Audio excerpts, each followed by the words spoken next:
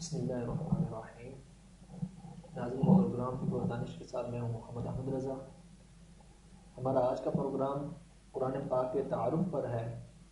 کہ اللہ تبارک و تعالیٰ نے قرآن پاک کو نازل فرمایا، آقا علیہ السلام پر اس کا نزول ہوا، حضور نے ہمیں تعلیم دی اس کی ضروریات پر، اس کی اہمیت پر اور اس کی تعریف پر۔ یہ ہے کیا، اس کی ضرورت کیوں پیش ہے؟ آخر اللہ تبارک و تعالیٰ نے قرآن پاک کے ذریعے ہی ہماری رہنمائی کیوں فرمائی؟ آقا علیہ السلام کو ویسے وہی نازل ہوتی ہے، حضور احادیث بھی موجود ہیں، احادیث کے ذریعے سے ہو جاتی، قرآن پاک کیوں لازم قرار دیا گیا؟ تو اس موضوع کے اندر ہم چند چیزیں جو مطالعہ کریں گے وہ ہے وحی کیا ہے، وحی کی حقیقت کیا ہے اور وحی کی ضرورت کیا ہے۔ کیا آج کل کے دور میں بھی ہمیں وحی کی طرف رجوع کرنا پڑے گا جو اللہ تبارک و تعالیٰ نے اپنے انبیاء پر وحی فرمائی ہے؟ کیا آج کل بھی اس جدید سائنسز اور مشاہدے اور تجربات کے دور میں بھی ہمیں وحی کی طرف رجوع کرنا پڑے گا کہ وحی اس کے بارے میں کیا کہتی ہے؟ وحی سے مراد قرآن پاک اور احادیث طیبہ ہے۔ اور پھر قرآن مجید کی تعریف کیا ہے، قرآن مجید کے فضائل کیا ہیں، اور مختصر سا یہ تعارف ہوگا۔ اور مکی مدنی صورتوں کی بحث کیا ہے، کون سی صورتیں مکی ہوتی ہیں، کون سی مدنی ہوتی ہیں، اور تفسیر اور تعویل میں فرق کیا ہے، تفسیر کیسے کی جاتی ہے۔ تفسیر سے مطلب آپ آسانی سے یہ لیا جا سکتا ہے کہ قرآن پاک کی ایک آیت ہے تو اس سے ہم مطلب کیسے اخذ کر سکتے ہیں، اللہ تبارک و تعالیٰ کی منشا کو کیسے پہچان سکتے ہیں، کیونکہ قرآن پاک تفصیلاً نہیں ہے۔ کوئی ایک آدھا امور ہیں جو تفصیلاً ہوں گے، ورنہ قرآن پاک اجمالاً ہے، اس کے اندر اشارہ دیا گیا ہے، اس کے بعد ہمیں اس کی تفسیر کرنی پڑتی ہے۔ وہ تفسیر قرآن بالقرآن بھی ہوتی ہے، وہ تفسیر آقا علیہ السلام کی احادیث طیبہ سے بھی ہوتی ہے، وہ تفسیر مفسرین نے بھی فرمائی ہے اور آج بھی علماء کرتے ہیں۔ تو آخر اس تفسیر کا طریقہ کار کیا ہے؟ اگر کوئی شخص اس قرآن پاک سے اپنے مطالب نکالنا چاہے تو اس کا طریقہ کار کیا ہونا چاہیے؟ اور پھر تفسیر کی شرائط کیا ہیں اور طبقات المفسرین کیا ہیں، یعنی کہ مفسرین کے طبقے کون کون سے ہیں، کتنے طبقے ہیں مفسرین کے، وہ کس کس طرح سے قرآن پاک کی تفسیر بیان کرتے ہیں۔ ناظرین، سب سے پہلے وحی کی طرف آتے ہیں کہ اللہ وحی کیا چیز ہے۔ وحی الہام اور کلام خفی کو کہتے ہیں، یعنی کہ چھپی ہوئی بات، وہ بات جو سب پر ظاہر نہ ہو، چھپی ہوئی ہو، اس کو وحی کہا جاتا ہے۔ چونکہ اللہ تبارک و تعالیٰ نے وحی حضرت جبریل امین کے ذریعے سے آقا علیہ السلام پر نازل فرمائی اور اس کا کسی چوتھے کو علم نہ تھا۔ اللہ تبارک و تعالیٰ نے حضرت جبرائیل علیہ امین کو فرمایا، وہ آقا علیہ السلام کی بارگاہ میں حاضر ہوئے اور حضور کی بارگاہ میں پیش کر دی، اور لوگوں کو بھی اس کا علم نہ تھا، لہٰذا یہ وحی ہوئی، کیونکہ لوگوں نے تو وحی نازل ہوتے ہوئی نہیں دیکھی۔ صحابہ کرام علیہم رضوان حضور کے ارد گرد موجود ہیں، آقا علیہ السلام حجرہ عائشہ صدیقہ رضی اللہ تعالیٰ عنہا میں موجود ہیں، وحی نازل ہو رہی ہے، حتیٰ کہ حضرت ام المومنین رضی اللہ تعالیٰ عنہا فرماتی ہے مجھے یہ اندازہ ہو جاتا کہ آقا علیہ السلام پر وحی نازل ہو رہی ہے، لیکن اس چیز کا تو پتہ نہ چلتا کہ وحی کیا نازل ہوئی ہے۔ بعد میں حضور سے پوچھتے یا رسول اللہ کیا حکم نازل ہوا ہے، یہ لہٰذا یہ کلام خفی ہے، چھپا ہوا کلام ہے، اس لیے اس کو وحی کہا جاتا ہے۔ اور اس کی تعریف یہ بنتی ہے کہ اس کو وحی اس لیے کہتے ہیں کہ فرشتہ اس کلام کو لوگوں سے مخفی رکھتا ہے اور نبی تک پہنچا دیتا ہے، اور یہ اللہ تبارک و تعالیٰ کا حکم ہوتا ہے، چھپا ہوا کلام ہوتا ہے، اس لیے اس کو وحی کہا جاتا ہے۔ اور قرآن پاک میں اس کے متعلق حکم ہے کہ اللہ تبارک و تعالیٰ ارشاد فرماتا ہے اعوذ باللہ من الشیطان الرجیم وما کان لبشر ان یکلمہ اللہ، اللہ تبارک و تعالیٰ کسی بشر کے ساتھ کلام نہیں فرماتا، کسی انسان کے ساتھ اللہ تبارک و تعالیٰ کلام نہیں فرماتا۔ اب یہاں تک آیت کا حصہ جو ہے یہ مطلقاً ہے، اس کے اندر انبیاء بھی شامل ہیں۔ آگے فرمایا الا وحیا، یا وحی فرماتا ہے، اب وہ وحی حوالے کی طرف نہیں فرماتا، الا وحیا سے انبیاء اور رسل کیا استثناء ہو گیا، ایکسیپشن ہو گئی کہ اللہ تبارک و تعالیٰ ان پر وحی نازل فرماتا ہے۔ او من وراء حجاب، یا پردے کے پیچھے سے کلام فرماتا ہے، جیسا کہ اللہ تبارک و تعالیٰ نے معراج کی رات آقا علیہ السلام سے کلام فرمایا۔ اور پھر فرمایا او یرسل رسولا، یا اللہ تبارک و تعالیٰ ایک فرشتے کو بھیج دیتا ہے نبی کی طرف جو انہیں وحی دیتا ہے، فیوحی باذنہ ما یشاء، اور اس بھیجے ہوئے فرشتے کے ذریعے سے اللہ تبارک و تعالیٰ جو چاہتا ہے وہ وحی فرماتا ہے۔ جو کلمات انبیاء کی طرف وحی کیے جاتے ہیں ان کو وحی کہا جاتا ہے، جو انبیاء کرام علیہ السلام پر اس طرح خفی کلمات نازل ہوتے ہیں، چھپے ہوئے کلمات نازل ہوتے ہیں، ان کو وحی کہا جاتا ہے۔ اور جو اللہ تبارک و تعالیٰ بعض اوقات اولیاء پر، صحابہ پر جو ان کے دل میں بات ڈال دیتا ہے، اسے ہم القاء کہتے ہیں۔ وحی قطعی ہوتی ہے، القاء قطعی نہیں ہے۔ اور کبھی یہی کلمات اللہ تبارک و تعالیٰ غیر انسان کی طرح بھی کلمات اس کے دل میں ڈال دیتا ہے، تو وہ وحی اور القاء نہیں کہلاتے، بلکہ وہ تسخیر کہلاتی ہے۔ یعنی کہ اللہ تبارک و تعالیٰ کسی اور چیز کے دل میں بھی، غیر انسان کے دل میں بھی ایک بات کام کی ڈال دیتا ہے جس کی طرف وہ مائل ہو جاتا ہے، اس کو وحی نہیں کہیں گے۔ اور اس چیز سے، اس القاء سے، اس تسخیر سے وہ چیز نبی نہیں ہے، معاذ اللہ، انبیاء صرف انسانوں میں ہے۔ کہ سورہ نحل میں اللہ تبارک و تعالیٰ ارشاد فرماتا ہے وَأَوْحَىٰ رَبُّكَ إِلَى النَّحْلِ، اللہ تبارک و تعالیٰ نے شہد کی مکھی کے دل میں یہ بات ڈال دی۔ اب اللہ کریم شہد کی مکھی کے بارے میں ارشاد فرما رہا ہے کہ اللہ کریم نے شہد کی مکھی کے دل میں یہ بات ڈال دی، ان اتخذی من الجبال بیوتا، کہ وہ بلند و بالا پہاڑوں پر اپنے گھر بنائے، من الشجر، اور درختوں پر اپنے گھر بنائے، ومما یعرشون، جن سے یعنی کہ لوگ دور دور رہتے ہیں۔ اللہ تبارک و تعالیٰ نے شہد کی مکھی کے دل میں یہ بات ڈالی ہے کہ وہ زمین پر یا نچلی جگہ پر گھر نہیں بناتی، وہ بلند و بالا پہاڑوں پر، درخت کی بلند ترین جگہ پر وہ جا کر اپنا چھتا یا اپنا گھر بناتی ہے۔ اور اللہ تبارک و تعالیٰ نبیوں میں کسی بھی صورت میں جو کلام نازل فرماتا ہے وہ وحی کہلاتی ہے۔ اب اس وحی کی ضرورت کیوں ہے؟ آخر انسان اپنی عقل سے بھی سمجھ سکتا ہے، لیکن وحی کی ضرورت ہی کیوں پیش آئی؟ اللہ تبارک و تعالیٰ نے خود کیوں القاء فرمایا؟ اس کی ضرورت یہ ہے کہ جب انسان کو پیدا فرمایا گیا، جب انسان زمین پر آیا، تو انسان کے لیے خوراک، کپڑا، مکان، رہائش، افزائش نسل کے لیے ان چیزوں کی ضرورت تھی۔ تو اگر انسان خود بیٹھ کر قانون وضع کرتا اور سب قانون انسان کے بنائے ہوئے ہوتے، تو جب بھی کوئی قانون انسان بنائے گا تو اس کے اندر کہیں نہ کہیں کوئی نہ کوئی نقص بھی ہوگا، کہیں نہ کہیں مفادات بھی ہوں گے، کہیں نہ کہیں کوئی اپنی اس کی غرض و غایت بھی شامل ہوگی۔ تو جب مفادات ہوں گے، جب غرض و غایت اپنی ہوگی، جب اپنا مطلب ہوگا، تو وہاں پر لڑائی اور جھگڑا ہوگا۔ تو اس اور لڑائی اور جھگڑے سے دور رہنے کے لیے، پرامن معاشرے کے لیے اللہ تبارک و تعالیٰ نے خود وحی نازل فرمائی، کیونکہ یہ قانون مافوق الانسان بنایا ہوا ہے۔ وحی جو ہے اللہ تبارک و تعالیٰ نازل فرماتا ہے، انبیاء پر نازل ہوتی ہے، اس لیے اللہ تبارک و تعالیٰ کی ذات کریمہ جو ہے وہ اکمل ہے،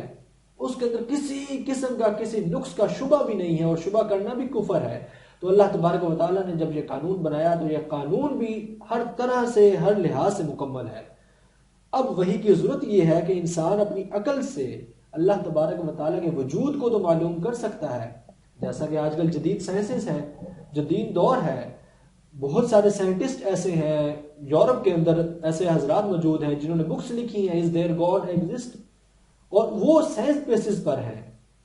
یعنی کہ جدید ٹیکنالوجی کی بیسس پر ہیں۔ اور جب انہوں زمین سے باہر گئے، چاند، ستاروں اور سیاروں تک پہنچے، ان کی تحقیق وہاں تک پہنچی، تو انہوں نے اس بات کا اندازہ لگایا کہ ہاں کوئی نہ کوئی ذات ہے ایسی جو اس کائنات کو بنانے والی ہے، جو اس کائنات کو چلانے والی ہے، جو خالق ہے۔ تو لہٰذا انسان اپنی عقل سے خدا کے وجود تک تو پہنچ سکتا ہے، یہ ممکن ہے۔ انسان یہ تو معلوم کر سکتا ہے کہ کائنات ایک نہ ایک دن ختم ہو جائے گی اور قیامت برپا ہو جائے گی، لیکن انسان یہ معلوم نہیں کر سکتا کہ اس کائنات کے بنانے والے کے احکام کیا ہیں۔ کائنات تو کائنات بنانے والے نے بنا دی، انسان نے ٹیکنالوجی کی بیس پر اس کو سمجھ بھی لیا کہ کوئی نہ کوئی بنانے والا ضرور ہے، خدا موجود ہے، اللہ تبارک و تعالیٰ کی ذات موجود ہے، لیکن اللہ تبارک و تعالیٰ کے احکام کیا ہیں، ہمارے لیے حکم کیا ہے کہ ہم نے اس زمین پر، اس کائنات میں رہنا کیسے ہے، تو ان احکام کو انسان اپنی عقل سے نہیں پہچان سکتا۔ تو ان احکام کو بیان کرنے کے لیے اللہ تبارک و تعالیٰ نے انبیاء کرام پر وحی نازل فرمائی۔ اور حقیقت یہ ہے کہ جب انسان اپنے حواس کے ذریعے کسی چیز کو معلوم کرتا ہے، اور اپنے حصوں کے ذریعے، جو چھٹی حصہ ہے یا 5 حواس ہیں انسان کے، چھونا ہے، دیکھنا ہے، سونگنا ہے یا کھانا ہے، ان چیزوں سے جب انسان کسی چیز کو محسوس کرتا ہے تو اس میں اگر کوئی خرابی ہو، آپ چائے پئیں یا شربت پئیں، جوس پئیں، وہ اگر خراب ہوگا تو آپ کی عقل فوراً آپ کو بتائے گی یہ چیز خراب ہے۔ تو حواس کی غلطی ہو تو عقل بتا دیتی ہے یہ چیز خراب ہے، لیکن جب عقل کوئی غلطی کرے گی تو پھر کون بتائے گا؟ تو اس کے لیے یہی ہے، جب عقل کسی جگہ پر غلطی کرے گی، جب عقل تحقیق کر کے کسی نتیجے پر پہنچے گی، تو اس کو صحیح دیکھنے کے لیے اس کا ٹھیک دیکھنے کے لیے، اس کا غلط دیکھنے کے لیے ہمیں وحی کا سہارا لینا پڑے گا، یعنی قرآن اور حدیث کا سہارا لینا پڑے گا کہ آیا آپ اس چیز کے بارے میں قرآن اور حدیث کیا فرماتے ہیں، وحی کیا کہتی ہے۔ لہٰذا جہاں پر عقل غلطی کرتی ہے وہاں وحی اس کو انتباہ کرتی ہے کہ یہ چیز ٹھیک ہے۔ وحی کی اقسام وحی دو طرح کی ہے، ایک وحی وہ ہے جس کی تلاوت کی جاتی ہے یعنی کہ قرآن پاک، ایک وحی وہ ہے جس کی تلاوت نہیں کی جاتی، وہ احادیث طیبہ ہیں۔ اس کا ہم ذکر کرتے ہیں۔ پہلے وحی مطلوب یعنی میم تا لام واو، وحی مطلوب یعنی کہ وہ وحی جس کی تلاوت کی جائے۔ اس کی تعریف کیا ہے کہ اگر آقا علیہ الصلوۃ والسلام پر الفاظ اور معنی دونوں نازل ہوں، اللہ تبارک و تعالیٰ کی طرف سے حضور کی ذات پر الفاظ بھی نازل ہوئے اور ان کے معنی بھی نازل ہوئے، اور آقا علیہ الصلوۃ والسلام نے وہی الفاظ اسی طرح بیان فرما دیے، تو یہ قرآن پاک کی آیت کریمہ بن جاتی ہے، یہ قرآن بن جاتا ہے، اور یہ وہی تلاوت کرنے والی وہی بن جاتی ہے۔ اور جب حضور کی ذات پر وہ وحی نازل فرمائی جاتی ہے جس کا معنی ہوتے ہیں، الفاظ مختص نہیں ہوتے، اور حضور صلی اللہ تعالیٰ علیہ وآلہ وسلم انہیں اپنے الفاظ میں بیان فرماتے ہیں، تو یہ وحی حدیث مبارکہ کہلاتی ہے، جس کا قرآن پاک میں اس طرح سے ثبوت موجود ہے کہ اللہ تبارک و تعالیٰ ارشاد فرماتا ہے وَمَا يَنطِقُ عَنِ الْهَوَىٰ إِنْ هُوَ إِلَّا وَحْيٌ يُوحَىٰ، کہ آقا علیہ الصلوۃ والسلام جو ہے وہ اپنی مرضی سے، اپنی خواہش سے کوئی بھی کلام نہیں کرتے، بلکہ ان سے جو فعل بھی سرزد ہوتا ہے، جو چیز بھی سرزد ہوتی ہے، حضور سو رہے ہوں، نیند میں ہوں، یا آقا علیہ الصلوۃ والسلام بیداری کی حالت میں ہوں، آقا علیہ الصلوۃ والسلام کی زبان طیبہ سے، زبان مبارکہ سے نکلنے والا ہر کلمہ اللہ تبارک و تعالیٰ فرماتا ہے ان ہوا الا وحی یوحا، وہ اللہ تبارک و تعالیٰ کی طرف سے وحی ہوتا ہے۔ لہٰذا اس پر تو قرآن شاہد ہے کہ آقا علیہ الصلوۃ والسلام کی زبان سے جو بھی الفاظ نکلے وہ اللہ کی وحی ہیں، ان پر یقین رکھنا لازم ہے۔ اب وہ وحی اگر الفاظ اور معنی اللہ آقا علیہ الصلوۃ والسلام نے اللہ تبارک و تعالیٰ کی طرف سے بیان فرمائے ہوں گے، الفاظ بھی، تو وہ قرآن بن جائیں گے۔ اگر وہ الفاظ آقا علیہ الصلوۃ والسلام کے ہوں گے اور معنی اللہ تبارک و تعالیٰ کی طرف سے ہوں گے، منشا اللہ تبارک و تعالیٰ کی ہوگی، تو وہ حدیث مبارکہ بن جاتی ہے۔ وحی نازل کیسے ہوتی تھی؟ حضرت عائشہ صدیقہ رضی اللہ تعالیٰ عنہ بیان فرماتی ہیں کہ حضرت حارث بن حشام رضی اللہ تعالیٰ عنہ نے سوال کیا، یا رسول اللہ صلی اللہ تعالیٰ علیہ وسلم، آپ پر وحی کس طریقے سے آتی ہے؟ اب وہ وحی کے اسٹیج یا وحی کا طریقہ کیا آپ پوچھ رہے ہیں کہ حضور آپ پر وحی کس طرح سے آتی ہے؟ فرشتہ بھی نازل ہوتا ہے؟ تو آقا علیہ الصلوۃ والسلام نے فرمایا کبھی کبھی وحی تو گھنٹی کی شکل میں آتی ہے، یعنی کہ مجھ پر ایک گھنٹی کی آواز آتی ہے جو مجھ پر بہت شدید ہوتی ہے، لیکن جب وہ آواز ختم ہوتی ہے تو میں اللہ تبارک و تعالیٰ کے کلام کو یاد کر چکا ہوتا ہوں، مجھے وہ کلام سمجھ آ جاتا ہے، وہ کلام اللہ تبارک و تعالیٰ کی وحی سمجھ آ جاتی ہے۔ تو ایک تو وحی کے نازل ہونے کی یہ صورت ہے۔ دوسرا آقا علیہ الصلوۃ والسلام نے ارشاد فرمایا کہ میرے پاس بعض اوقات ایک فرشتہ انسانی شکل میں آتا ہے،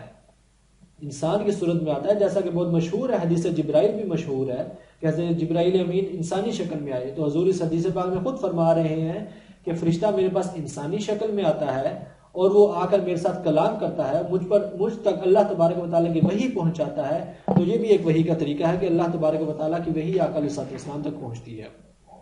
ہم قرآن پاک کی طرف آتے ہیں کہ کیونکہ قرآن پاک اللہ تبارک و تعالیٰ کی وحی ہے۔ اب ہم قرآن پاک کی طرف آتے ہیں کہ قرآن پاک کی تعریف کیا ہے، قرآن کیا ہے، اور اس کے باقی اسماء کیا ہیں، اس کے اور کون کون سے نام ہیں۔ سب سے پہلے قرآن پاک کی تعریف کہ قرآن پاک میں اللہ تبارک و تعالیٰ نے قیامت تک کے لیے انسانوں کے لیے، صرف مسلمانوں کے لیے نہیں، انسانوں کے لیے اللہ تبارک و تعالیٰ نے ہر میدان میں ہر طرح کی رہنمائی عطا کر دی ہے۔ وہ سائنس کا میدان ہو، وہ شریعت اور مذہب کا میدان ہو، وہ ٹیکنالوجی کا میدان ہو، وہ معیشت کا میدان ہو، وہ سیاست کا میدان ہو، کوئی بھی میدان ہو، قرآن ہر میدان میں ہماری رہنمائی فرماتا ہے۔ وہ قوانین ہو، وہ لوگوں کے رائٹس ہوں، وہ ان رائٹس کی لیمیٹیشنز ہوں، وہ لیمیٹیشن کو وائلیٹ کرنے پر ان پر سزا اور جزا کے معاملات ہوں، قرآن ہر معاملے میں ہماری رہنمائی کرتا ہے۔ اور اس قرآن میں ان چیزوں کے علاوہ اللہ تبارک و تعالیٰ کی ذات، صفات، ان کا علم بھی ہے، اللہ تبارک و تعالیٰ کی معرفت بھی ہے، آقا علیہ الصلوۃ والسلام کی شان بھی بیان فرمائی گئی ہے۔ مختصر قرآن ہے لیکن اس کے اندر اللہ تبارک و تعالیٰ نے کائنات کو سمیٹ دیا ہے انسانوں کی بھلائی کے لیے، اور اس کے اندر قیامت تک کے لیے ہر چیز موجود ہے۔ علماء اصول فقہ فرماتے ہیں قرآن پاک کی تعریف کیا ہے کہ قرآن پاک اللہ تبارک و تعالیٰ نے آقا علیہ الصلوۃ والسلام پر عربی زبان میں نازل فرمایا، یہ مصاحف پر لکھا ہوا ہے، یعنی کہ صحابہ کرام علیہ الرضوان نے، ہم آگے ذکر کریں گے، اس کو لکھ لیا اور یہ ہم تک تواتر کے ساتھ پہنچا۔ تواتر کا مطلب یہ ہے کہ درمیان میں کبھی بھی اس کے اندر گیپ نہیں آیا، یہ نہیں ہوا کہ سال 2 سال 50 سال 100 سال کے لیے قرآن کا چھپنا، قرآن کی تعلیم یا قرآن کا اگلے لوگوں تک پہنچنا بند ہو گیا ہو۔ آقا علیہ السلام کے دور سے لے کر آج تک قرآن پاک کی اپنے دور کے مطابق طباعت بھی ہو رہی ہے، کتابت بھی ہو رہی ہے، نشر و اشاعت بھی ہو رہی ہے اور اس کی تعلیم بھی ہو رہی ہے، یہ تواتر ہے۔ اور اس کی ابتدا سورہ فاتحہ سے ہوتی ہے اور اس کا اختتام سورۃ الناس پر ہے۔ قرآن پاک کے بہت سارے اسماء ہیں، لیکن 5 اسماء ایسے ہیں جو اللہ تبارک و تعالیٰ نے خود قرآن پاک میں بیان فرمائے ہیں، جن کے اندر ایک قرآن ہے، ایک فرقان ہے، ایک کتاب ہے، ایک ذکر ہے، ایک نور ہے۔ یعنی اللہ تبارک و تعالیٰ نے قرآن کو فرقان بھی فرمایا کہ یہ فرق کرنے والی کتاب ہے، یعنی کہ جو اس پر عمل کرے گا اور جو عمل نہیں کرے گا، جو اس کو ایکسیپٹ کرے گا، جو ایکسیپٹ نہیں کرے گا، ڈینائی کرے گا، یہ ان دونوں کے درمیان فرق کر دے گی۔ اور پھر اس کو کتاب کہا گیا، اس کو ذکر بھی کہا گیا کہ یہ اللہ تبارک و تعالیٰ کا ذکر بھی ہے، اور یہ نور ہے۔ نور کن کے لیے؟ جو اس سے ہدایت لینا چاہتے ہیں دنیا کے کسی بھی میدان میں۔ ارشاد ہوتا ہے انہ لقرآن کریم، یہاں پہ اللہ تبارک و تعالیٰ اس کتاب کو، اس کلام پاک کو قرآن فرما رہا ہے۔ پھر فرماتا ہے تبارک الذی نزل الفرقان، ہم نے آپ پر فرقان نازل فرما دی۔ یہاں پر اللہ تبارک و تعالیٰ نے قرآن کو فرقان فرمایا۔ اور سورہ بقرہ شریف کے اندر ذالک الکتاب لا ریب فیہ، یہاں پر اللہ تبارک و تعالیٰ نے قرآن پاک کو کتاب کے لفظ کے ساتھ جو ہے وہ بیان فرمایا۔ اور جہاں پہ ذکر فرمایا وہاں فرمایا انہ نحن نزلنا الذکر، ہم آپ پر اپنا ذکر نازل فرماتے ہیں، ہم آپ پر ذکر نازل کرتے ہیں، اور یہ ذکر سے مراد قرآن پاک ہے۔ اور جہاں پر نور فرمایا وہاں پر فرمایا وانزلنا الیکم نورا مبینا، ہم نے آپ تک روشن ہدایت، روشن نور جو ہے وہ پہنچا دیا۔ اس روشن نور سے مراد قرآن پاک ہے۔ قرآن پاک کے فضائل اور اجر و ثواب پر حضرت عثمان بن عفان رضی اللہ تعالیٰ عنہ خلیفہ راشد، وہ فرماتے ہیں آقا علیہ السلام نے فرمایا تم میں سے بہترین شخص وہ ہے جو قرآن پاک کا علم حاصل کرے اور لوگوں کو اس کی تعلیم دے۔ خیرکم من تعلم القرآن وعلمہ۔ اس حدیث پاک کا مطلب محدثین کے نزدیک فقط یہ نہیں ہے کہ جو قرآن پاک کے الفاظ کو یاد کرے یا لوگوں کو یاد کروائے، یعنی کہ اس سے مراد حفظ نہیں ہے، فقط حفظ نہیں ہے۔ اگرچہ قرآن پاک کو حفظ کرنے کے بے شمار فضائل و برکات ہیں، قرآن پاک کو حفظ کرنا بے شمار اجر و ثواب کا باعث ہے، لیکن اس حدیث مبارکہ سے یہ مطلب مراد نہیں ہے کہ قرآن کو صرف حفظ کیا جائے اور لوگوں کو حفظ کروایا جائے۔ اس کے اندر حفظ کے الفاظ نہیں بلکہ فرمایا خیرکم من تعلم القرآن، جو قرآن کو سیکھتا ہے۔ قرآن کو سیکھنا کیا ہے؟ کہ قرآن کے اندر غور و فکر کرے۔ صحابہ فرماتے ہیں، محدثین فرماتے ہیں کہ قرآن کو پڑھنا بھی باعث برکت ہے، اجر و ثواب کا باعث ہے، لیکن قرآن پاک کے اندر غور و فکر کرنا، اس کے آیات کے اندر تدبر کرنا، اس کے آیات کے اندر اپنی عقل لڑانا، اس کے آیات کے اوپر تحقیق کرنا، ان کی تفسیر کرنا، یہ انتہائی بہترین عمل ہے، جس کے بارے میں آقا علیہ السلام نے ارشاد فرمایا خیرکم من تعلم القرآن وعلمہ، بہترین شخص وہ ہے جو قرآن کے علوم کو سیکھتا ہے، جو قرآن کو سیکھتا ہے اور پھر ان علوم کو، قرآن کی ان جزیات کو، قرآن پاک کی تعلیم کو لوگوں تک پہنچاتا ہے۔ اور قرآن پاک کا اعجاز کیا ہے؟ یعنی کہ قرآن پاک منفرد کیوں ہے؟ کہ یہ نہ تو آقا علیہ السلام کی تصنیف ہے، نہ ہی حضرت جبریل امین علیہ السلام کا بنایا ہوا ہے۔ یہ قرآن اللہ تبارک و تعالیٰ کا کلام ہے، یہ قدیم نہیں ہے، یہ حادث نہیں ہے، یہ قدیم ہے، یہ ہمیشہ سے ہے، ہمیشہ تک رہے گا۔ کلام پاک کو فنا نہیں ہے، یہ اللہ تبارک و تعالیٰ کا کلام ہے، اللہ تبارک و تعالیٰ کی صفت ہے۔ یہ قرآن پاک کا پہلا انفرادی جو ہے وہ عجز ہے۔ پھر فرمایا کہ قرآن پاک کی کوئی نظیر نہیں ہے، کوئی مثال نہیں ہے۔ اللہ تبارک و تعالیٰ نے قرآن پاک میں بھی اس وقت کے مشرکین کو حکم دیا تھا کہ اگر تم اس کو جادوئی کتاب کہتے ہو، اس کو جادو کہتے ہو یا جادو ٹونا کہتے ہو یا کوئی جنوں کا سحر کہتے ہو، جنوں کی زبان کہتے ہو، اس قسم کے جو وہ الاپ شناپ بولتے تھے، اس کو وہ تم کہتے ہو تو اس کی مثل کوئی ایک چیز لے آؤ۔ اگر تم کہتے ہو یہ کسی شاعر کا قول ہے تو اس کی مثل کوئی شعر بنا کر لے آؤ۔ تو آج 1400 سال بیت گئے، آج تک بھی مشرکین اس پر اعتراض تو کر سکتے ہیں، وہ کرتے ہیں اپنی عقل کے مطابق، وہ پڑھتے ہیں، انہیں ایک چیز نہیں پسند آتی وہ اس پر اعتراض کرتے ہیں، لیکن قرآن کی مثل کوئی نہیں لا سکا، اور قیامت تک کے لیے کوئی بھی شخص قرآن کی مثل نہیں لا سکے گا۔ اور قرآن پاک کے اندر ہر طرح کی اللہ تبارک و تعالیٰ نے فصاحت و بلاغت استعمال فرمائی ہے۔ اور فصاحت و بلاغت کے ہمیں کلیہ عطا کیے ہیں، اور پیشن گوئیوں کے اعتبار سے قرآن پاک جو ہے وہ بہترین اعجاز رکھتا ہے کہ اللہ تبارک و تعالیٰ نے خود ارشاد فرمایا کہ اگر اللہ کے نزدیک دار لوگ آخرت اور لوگوں کے سوا تمہارے لیے مخصوص ہے، اگر تم سچے ہو تو موت کی تمنا کرو. یعنی کہ یہودیوں کو کہا جا رہا ہے کہ اگر تم سچے ہو نا اور قرآن کو جھٹلاتے ہو تو موت کی تمنا کرو، تمہیں پتہ چل جائے گا کہ کیا ہونے والا ہے بعد میں. اور اسی طرح پہ قرآن پاک فرماتا ہے سیقول الصفوہ من الناس ما ولاھم عن قبلتہم التی، جب آقا علیہ السلام کو حکم ہوا کہ اپنا قبلہ چینج کر لیں، بیت المقدس سے بیت الحرام کو قبلہ بنایا گیا، تو پیشن گوئی دے دی گئی کہ اب یہ جو کفار اور مشرکین ہیں یہ آپ پر اس طریقے سے اعتراض کریں گے. اور صرف یہی نہیں، ایک بہترین جو نمونہ دیا گیا، جو بہترین قرآن پاک میں قیامت تک کے لیے لوگوں کے لیے عبرت بھی ہے، وہ پیشن گوئی ہے کہ اللہ تبارک و تعالیٰ نے فرعون کی لاش کو محفوظ رکھا، جو موسیٰ علیہ السلام کے زمانے میں غرق ہو گیا تھا، موسیٰ علیہ السلام کا دشمن تھا، اس کو محفوظ رکھا. اور فرمایا فَالْيَوْمَ نُنَجِّيكَ بِبَدَنِكَ لِتَكُونَ لِمَنْ خَلْفَكَ آیَةً. سمندر میں کوئی شخص ڈوب جائے، مر جائے، مچھلیاں، سمندری جانور اس کے جسم کو کھا جاتے ہیں، پانی کی وجہ سے اس کا جسم گل جاتا ہے، ختم ہو جاتا ہے، تباہ ہو جاتا ہے،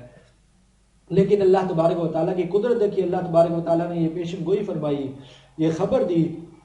اور فرمایا کہ اے فرعون، تمہارے جسم کو اللہ تبارک و تعالیٰ موت کے بعد سنبھال لے گا، محفوظ کر دے گا، بچا لے گا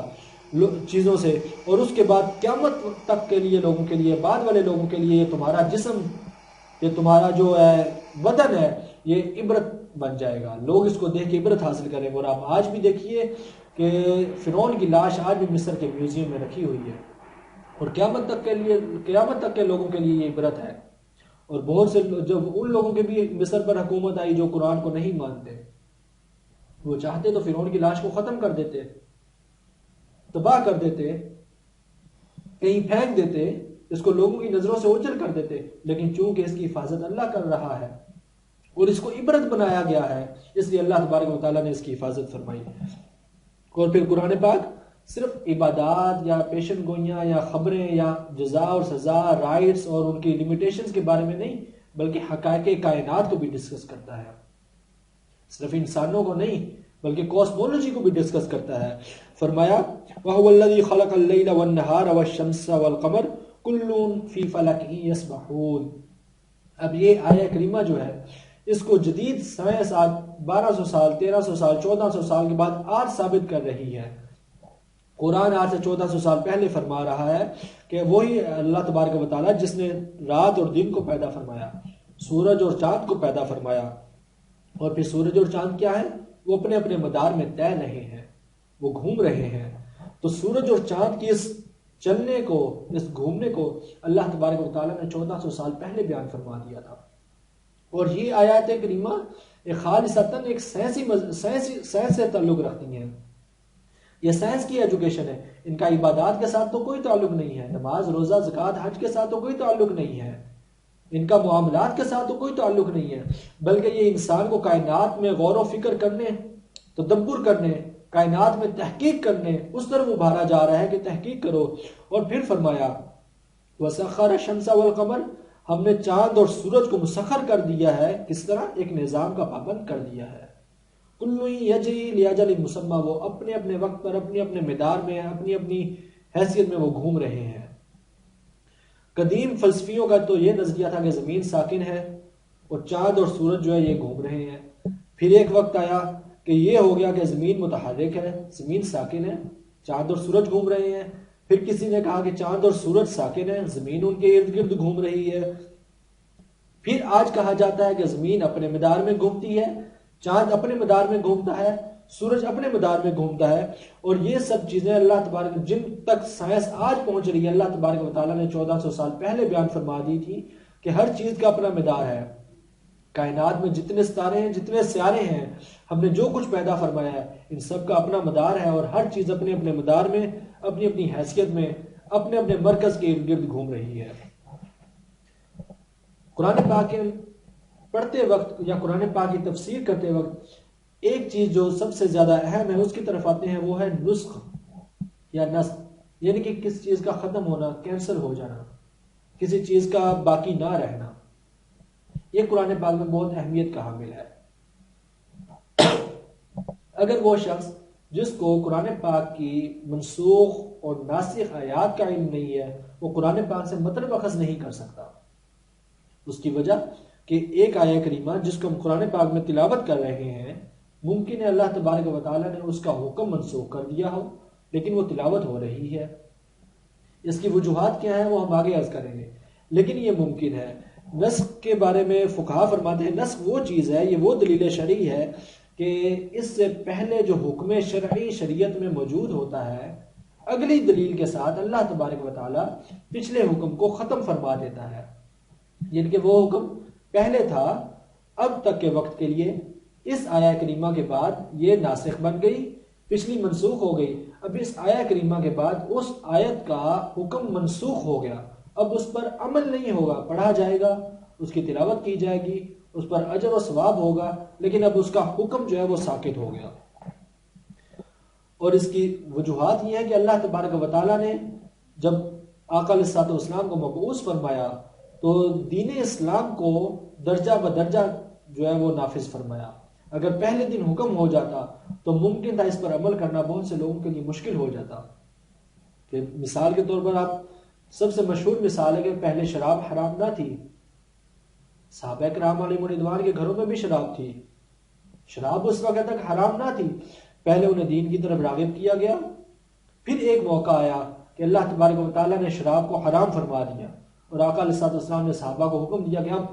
اب کے بعد شراب حرام ہے، نہیں پیے گا تو اس پر اللہ جو پیے گا اس پر اللہ تبارک و تعالیٰ کی طرف سے حد لگے گی، سزا ہوگی۔ تو صحابہ کرام نے ان کے گھروں میں جو شراب کے مٹکے تھے ان کو پھینک دیا، حتیٰ کہ گلیوں میں شراب بہنے لگی، وہ حرام کر دی گئی۔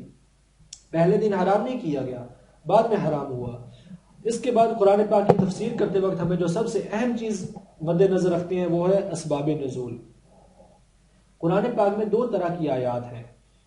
ایک وہ آیات ہے جن کو اللہ تبارک و تعالیٰ نے خود اپنی منشا کے مطابق نازل فرما دیا، یعنی ان کے بیک گراؤنڈ پر کوئی واقعہ، کوئی سبب، کوئی صحابہ کرام کا سوال یا کوئی اس طرح کی چیز نہ تھی، ان کو اللہ تبارک و تعالیٰ نے خود بیان فرمایا، تو وہ ہدایت کے لیے نازل کی گئی۔ باقی آیات میں بھی ہدایت ہے، لیکن ان آیات کا سبب نزول نہیں ہے۔ لیکن کچھ آیات کا دوسری قسم جو ہے وہ یہ ہے کہ آقا علیہ السلام کی بارگاہ میں صحابہ کرام نے سوال کیا، یا کوئی واقعہ رونما ہوا، حضور کسی سفر پر تشریف لے کر گئے، کسی قسم کا کوئی سبب ہوا، صحابہ کرام علیہ رضوان کے درمیان آپس میں کوئی بات ہوئی، تو اب اس چیز کی تصفی کے لیے، اس چیز کے حل کے لیے اللہ تبارک و تعالیٰ نے قرآن پاک کی آیہ کریمہ نازل فرمائی، اور یہ جو پچھلا سبب تھا، واقعہ تھا، یہ اس آیہ کریمہ کا شان نزول یا سبب نزول بن گیا۔ آج تک کے پروگرام کے لیے اتنا ہی، آپ سے ملاقات ہوگی انشاءاللہ اگلے پروگرام میں کچھ نئی باتوں کے ساتھ، اس وقت تک کے لیے اللہ حافظ۔